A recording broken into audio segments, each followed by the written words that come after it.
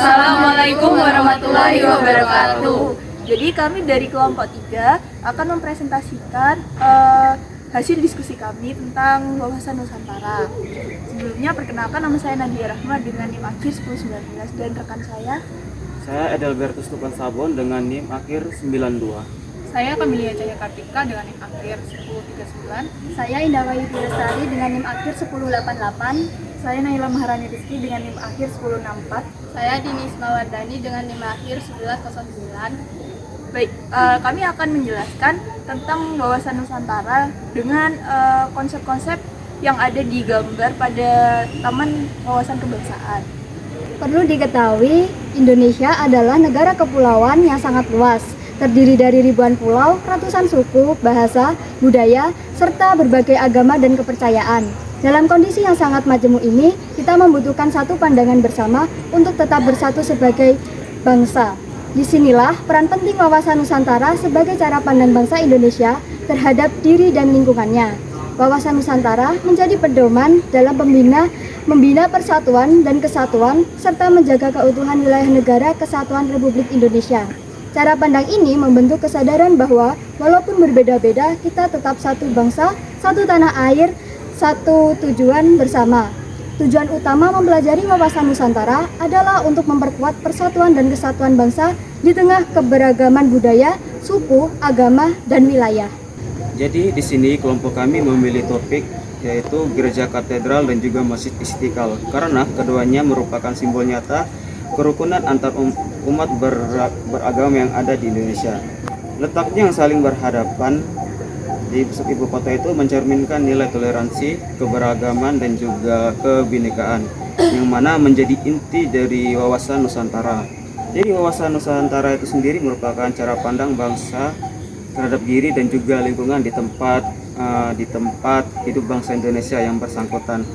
Jadi cara bangsa memandang diri dan juga lingkungannya tersebut sangat mempengaruhi dari keberlangsungan dan juga keberhasilan bangsa Indonesia menuju tujuannya, yaitu tujuan untuk mewujudkan nilai toleransi yang tinggi yang ada di Indonesia itu sendiri.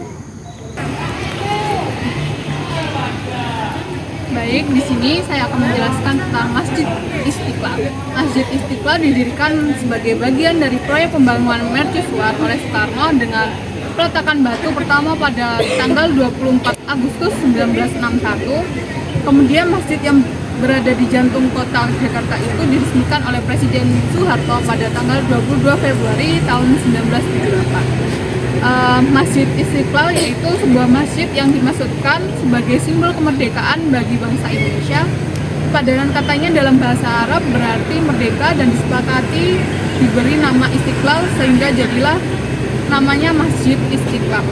Tanggal yang bertepatan dengan peringatan Maulid Nabi Muhammad SAW itu dipilih sebagai momen pemancangan yang pertama oleh Presiden pertama RI yaitu Insinyur Soekarno yang ketika itu langsung bertindak sebagai kepala bidang. Nah, di sini kami akan menjelaskan tentang Gereja Katedral yang ada di Jakarta dengan hubungannya dengan wawasan Nusantara. Nah, Gereja Katedral di Jakarta ini merupakan salah satu ikon di mana Indonesia memiliki keberagaman di agamanya. Gereja ini merupakan situs cagar budaya yang memiliki nama resmi Gereja Santa Perawan Marian diangkat ke surga. Gereja ini dibangun pada tahun 1807 dan sekaligus sebagai tanda dimulainya penyebaran misi dan pembangunan gereja Katolik di kawasan Nusantara. Nah, keunikan lain menjadi salah satu ikon dalam Taman Kebangsaan Universitas Jember Adi. Ini adalah gereja ini berada tepat bersebelahan dengan Masjid Istiqlal di Jakarta. Karena lokasi yang berdekatan inilah kedua bangunan tersebut menjadi simbol toleransi beragama di Indonesia. Simbol ini kemudian diwujud nyatakan ketika pada saat Hari Raya Idul Fitri jatuh pada hari Minggu, maka pihak gereja akan meniadakan ibadah pagi dan akan diganti dengan membantu umat Islam untuk perayaan sholat Id.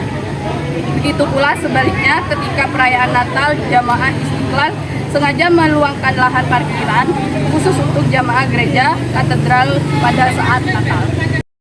Jadi, berdasarkan topik toleransi beragama sebagai perwujudan persatuan Indonesia adalah keberadaan Gereja Katedral Jakarta yang berdiri berdampingan dengan Masjid Istiqlal bukanlah sekedar kebetulan arsitektural, melainkan simbol kuat dari semangat persatuan dalam keberagaman yang menjadi inti dari wawasan Nusantara. Nah, dalam perspektif wawasan Nusantara, kedekatan fisik dan hubungan harmonis antara Masjid Istiqlal dan Gereja Katedral mencerminkan cara pandang bangsa Indonesia yang menjunjung tinggi kesatuan wilayah dan kehidupan sosial yang inklusif, di mana perbedaan agama dalam satu ikatan kebangsaan yang utuh. Kehadiran dua tempat ibadah tersebut menjadi jantung ibu kota sebagai contoh hidup dari perwujudan sila ketiga Pancasila, yaitu persatuan Indonesia, serta bukti bahwa nilai-nilai toleransi dalam kehidupan berbangsa dan beragama.